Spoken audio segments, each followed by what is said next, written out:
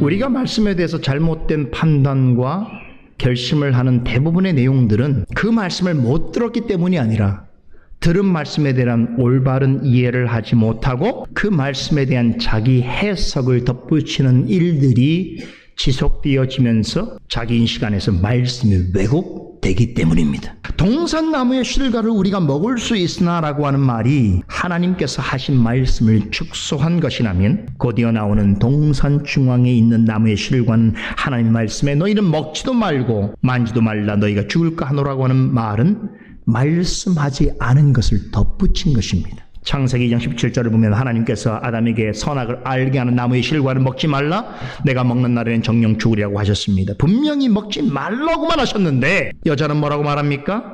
만지도 말라라고 하는 말을 덧붙입니다. 왜 그랬을까요? 왜 먹지도 말라는 말씀에 하지도 않은 만지지 말라는 말을 덧붙인 것일까요? 여러분, 사람에게는 이런 심리가 있어요. 하지 말라는 것을 하고 싶은 심리, 전문 용어로 청개구리 심리. 이 심리학에서 역심리라고 하는 게 있어요. 그러니까 어떤 것에 대해서 강한 규제를 하게 되면 사람은 그 규제한 것을 하고 싶어하는 욕망을 갖게 된다는 것이지요. 지금 그 심리, 선악과 나무의 실과를 먹지 말라고 하시니까 오히려 그것을 더 간절히 먹고 싶은 욕망을 가졌던 수도 있습니다. 아니면 하나님의 명령이 지나치게 엄격하다라고 하는 생각을 갖게 되어 만지는 것도 안 되나? 먹지도 말라고 하니까 만지는 건 될 거 아니야. 이것은 하나님이 정하신 법칙에 조롱하는 것이죠. 문자적 의미에서 만지지만 먹지만 않으면 되는 거 아니야? 가까이 가서 볼 수도 있고 만질 수도 있는 거고 입에 안 넣기만 하면 되는 거 아니야? 그걸 꼭 삼키지만 하면 되는 거 아니야? 이것을 하나님을 반역하고 조롱하는 것인 줄 모르고 있단 말이에요. 더욱 충격적인 것은 하나님이 금지하신 나무의 실과를 먹는 경우에는 반드시 죽으리라고 하는 선언하신 말씀을 어떻게 바꿉니까? 죽을까 하노라. 이 말은 선악과 열매를 먹는다면 죽을 수도 있겠고 죽지 않을 수도 있겠고 확률적으로 반반일 수 있겠구나라는 생각을 한 것입니다. 여자는 하나님의 말씀을 그대로 받아들이지 않고 있습니다. 거기에 자기 해석을 덧붙였습니다. 혹자는 이것을 두고 하와가 말씀을 오해한 것이라고 말합니다. 하지만 오해한 수준이라고 한다면 이런 표현이 나올 수 없습니다.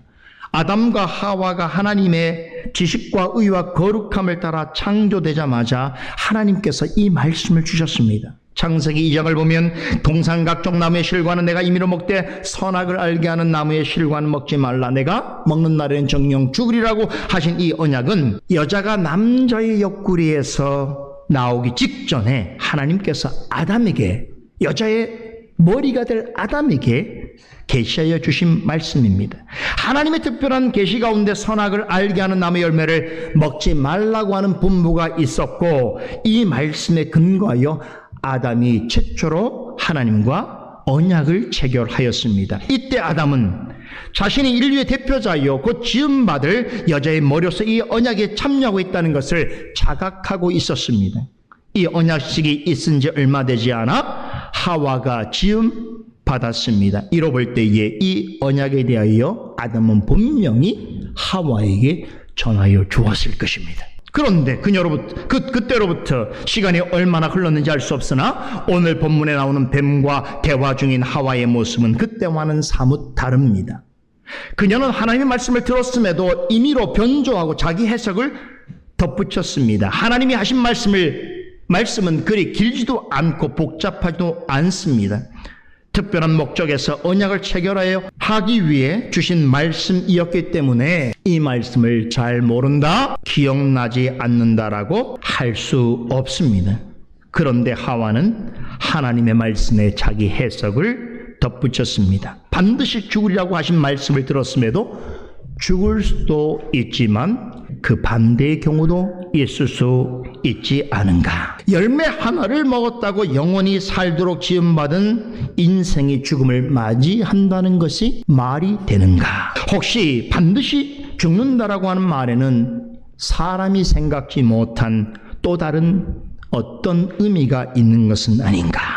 이렇게 하와는 하나님의 말씀을 가지고 자기 마음대로 생각하고 해석했습니다. 하나님의 말씀을 들어도 사람은 달리 해석하여 이해할 수 있습니다. 또 어떤 경우에는 말씀을 들을 때부터 잘못 알아들을 수 있습니다. 그렇기 때문에 말씀을 듣는 행위로만 만족해서는 안 됩니다. 하나님의 말씀을 듣는 것 이상으로 중요한 것은 말씀을 바르게 해석하는 것입니다. 말씀을 어떻게 이해하고 있는가에 따라서 강한 시험이라도 이길 수 있는가 하면 약한 시험이라도 쉽게 넘어질 수 있습니다. 사탄이 여자를 무턱대고 시험한 것이 아닙니다. 말씀을 자기 방식으로 해석하고 있을 때에 그녀에게 다가가 시험했습니다. 하나님의 말씀을 잘 이해하고 있어도 사탄의 시험은 있을 수 있습니다. 우리는 그 시험을 예수님에게 행한 사탄의 시험을 통해서 확인할 수 있습니다. 그러나 그때는 예수님께서 말씀으로 시험을 물리치셨습니다. 이것은 올바른 말씀을 이해하고 있을 때는 아무리 사탄이 강하게 시험한다 할지라도 말씀으로 넉넉히 이길 수 있다는 것을 우리에게 보여주십니다. 하지만 이단의 가르침처럼 말씀의 본의에서 아주 빗나가게 이해하고 있거나 말씀을 항상 자기 마음대로 사사로이 해석하는 것은 시험하기에 딱 좋은 상태입니다. 마귀의 시험은 대상을 가리지 않습니다. 베드로전서 5장 8절의 말씀처럼 대적마귀는 우는 사자같이 두루다니며 삼킬 자를 찾고 있습니다. 바른 말씀에 든든하게 서 있는 사람은 시험이 없는 것은 아니라 웬만한 시험 정도는 이겨냅니다. 하지만 어떤 사람은 말씀을 듣는 자리에 있고 잠시 말씀을 듣기를 기뻐하고 말씀을 통한 어떤 현상과 경험을 가지고 있다 하더라도 시험이 오면 즉시 넘어지는 자들이 있습니다. 마태복음 13장에서 말씀하시는 씨 뿌리는 비유에 나온 말씀이 심령 가운데 떨어질 때에 길가와 같고 돌밭과 같고 가시덤불 같은 사람들은 말씀을 들어도 넘어질 수 있는 것입니다. 마귀 입장에서 본다면 말씀을 듣는 자리에 있더라도 주위에서 듣지 않고 잘못 이해하고 제멋대로 해석하는 사람은 시험하기 가장 좋은 대상입니다. 하나님을 모르는 자보다 훨씬 더 미혹하기가 좋습니다. 하와가 3절에 너희가 죽을까 하노라 라고 하는 답한 말에 대해서 좀 더 생각해 보겠습니다. 이 말에는 또 다른 한 가지 의미가 내포되어 있습니다. 그것은 이런 뜻이 죽을 때까지는 모른다는 것이죠. 잘 들으세요? 말씀을 듣는 자리에 있으면서도 성경에 기록된 진리에 대하여 그 믿음과 판단을 계속적으로 미루는 습성을 가진 사람들이 있습니다. 성경에서 명확하게 증거하고 있는 말씀이라도 내가 믿어질 때까지, 내가 경험하기까지, 누군가에서 좀 더 확실하게 검증될 때까지는 받아들일 수 없다라고 하는 유보적인 태도를 취합니다. 말씀을 들을 때에 마음 한켠에 항상 이런 생각을 갖고 있습니다. 진리라는 것이 시간이 지나봐야 아는 게 아니야? 내가 지금 그 말씀을 어떻게 믿을 수 있어? 시간이 지나봐야 알 수 있겠지라고 의문을 품습니다. 그러면서 정작 성경 말씀의 참과 거짓의 여부를 결국 어떻게 판명하는가 하면 자기 스스로가 결정하려고 하거나 혹은 세상의 지식과 인간의 이성에 의존하거나 혹은 하나님을 알지 못하는 다수의 판단에 맡깁니다. 사람들이 그렇게 생각하면 그것을 참이라고 생각하는 방식이죠. 나는 잘 몰랐지만 과학자들이 이렇게 말하니까, 세상의 철학자들이 이렇게 말하니까, 다른 교회에 어떤 사람들이 그렇게 말하니까 그게 진리구나라고 생각한다는 거예요. 여러분, 죽음과 심판에 대한 하나님의 말씀에 대한 이 하와의 태도가 이랬습니다. 하나님의 말씀이라도 그럴 수도 있고 그렇지 않을 수도 있으니 지금 당장 믿을 것이 아니라 그 진리가 확실하게 가려질 때까지 기다려보자. 결국 시간이 지나면 알게 될 것이 아니겠느냐라고 하는 그러한 의미로서 죽을까 하노라라고 답하게 된 것입니다. 여러분, 이것은 믿음이 아닙니다. 이것은 불신앙인 것이.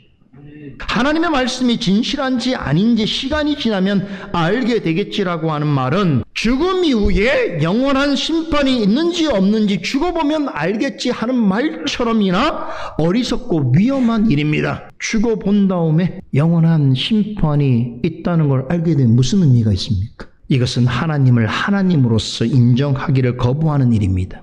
이것은 사탄에게 자신을 내던지는 일이며 영원한 심판의 불못에 들어갈 준비가 되어 있다는 것과 다르지 않는 일입니다. 참으로 두려운 일인 것입니다. 하와의 답변은 평소에 그녀가 하나님의 말씀에 대해서 어떻게 이해하고 있었는지를 여실히 드러내주고 있습니다. 사탄이 보기에 시험하기에 가장 좋은 상태로 있었습니다. 그러자 사탄은 뱀을 통해 마치 사나운 짐승이 먹잇감의 급소를 공격하듯이 하와에게 너희가 결코 죽지 아니하리라라고 단정적으로 말했습니다. 겉으로는 하와의 말에 동조하는 것처럼 들리는 말이지만 실은 하나님의 존재와 그분의 말씀에 대한 전면적인 부정을 선언한 것이나 다른 바 없습니다. 이것은 대단히 놀랍고 충격적인 장면입니다.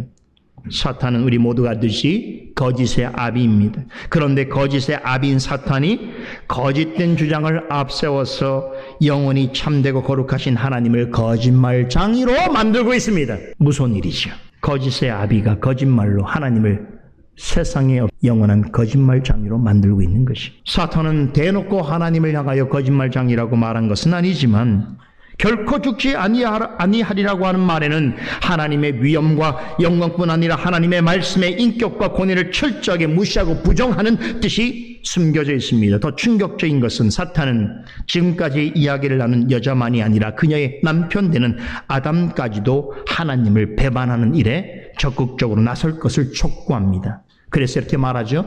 너희가, 여자가 아니고 너희가, 너와 너희 남편이 결코 죽지 아니하리라 라고 말하면서 아담도 이 불법적인 일에 가담할 것을 요구하고 있습니다. 순간 하와의 눈빛이 크게 흔들렸습니다. 그녀는 그럼에도 아무런 저항도 하지 않았습니다. 오히려 뱀의 말에 더욱 경청했습니다. 뱀은 더 이상 머뭇거릴 이유가 없었습니다. 하나님을 거짓신이라고 선언한 이상 하나님에 대하여 못할 말은 없습니다. 급기야 해서는 안 될 말을 합니다. 하나님은 사람과 같거나 심지어 사람보다 못한 신이라고 했습니다. 그 말 뜻이 너희가 그것을 먹는 날에는 너희 눈이 밝아 하나님과 같이 되어 선악을 알 것을 하나님이 아심이니라 라고 하는 말 속에 담겨져 있습니다. 내가 하나님을 하나님으로 믿어왔잖아. 그런데 사실은 네가 믿는 그 하나님은 사람이, 자신이 창조한 사람이 자기처럼 지롭게 되는 것을 너무나 싫어해서 그 하나님은 너무나 이기적이고 자기중심적이어서 오히려 너희한테 지롭게 될 만한 일을 방해하고 있는 거야. 하나님이 자신처럼 사람들이 지혜로워지는 것이 너무 싫었어. 사람이 하나님처럼 스스로 선악을 판단하는, 결정하는 그런 독립적인 존재가 될까 염려되었어. 선악과를 먹지 못하게 하였다는 말입니다. 어미로우시고 존귀하신 하나님을 자신이 창조한 인간에게도 이기심과 질투심을 느끼고 있는 신, 이방 신화 속에서나 나오는 그런 허접한 신 같은 존재로 치부하고 있습니다. 그러니 하나님이 이런 수준의 신이라면 차라리 네가 스스로 내 자신에게 신과 같은 존재가 되어라고 권유한 것입니다. 여기서 신이 된다는 말은 초월적인 존재가 된다는 의미가 아닙니다. 선악을 판단하고 결정하는 일에 있어서 더 이상 하나님을 의존하지 말고 하나님처럼 너희 스스로 자율적으로 선과 악을 정하고 독립적인 존재로 살아가라는 뜻입니다. 다시 말해서 하나님과 말씀에 예속된 삶을 살지 말고 그것을 벗어나서 내 자신이 너의 인생의 주인이 되어 내가 원하는 삶을 살아라. 이것이 뱀이 말한 신처럼 살라는 뜻입니다. 바로 이런 주장은 오늘날 현대 무신론 철학의 대표 주자인 프리디 니체의 초인 사상과 연결되어 있습니다. 니체는 신이 죽었다라고 선언하고는 이제는 신이 죽었기 때문에 우리 스스로가 초인 같은 삶을 살아야 한다라고 주장합니다. 그가 말하는 초인이란 자신의 삶에 스스로의 의미를 부여하면서 자기 자신이 자신의 삶의 주인이 되어서 자신이 원하는 가치와 목적을 가지고 자신에 대해서 한없이 긍정하고 사랑하면서 자유인처럼 사는 존재. 어떻습니까? 들으면 막 감동되지 않아요? 현대인들이 니체를 좋아하는 이유가 여기 있어요. 니체는 소위 말하는 현대인들의 가슴에 불을 지른 철학자예요. 더 이상 과거처럼 신의 의존적인 삶을 살지 말고 네 스스로가 신처럼 살라는 것이. 그런데 기독교에서 말하고 있는 영혼이라고 하는 건 사실 존재하지 않는 것이기 때문에 네가 살고 있는 오늘 이 현재를 영혼처럼 살라고 말합니다. 마치 네 스스로가 신이 된 것처럼 내 자신을 위하여 너에게 주어진 삶과 시간을 자율적이고 독립적으로 너를 위하여 사는 인생이야말로 진정한 행복의 삶이다라고 권면합니다. 어디서 많이 들었던 말 같지 않아요?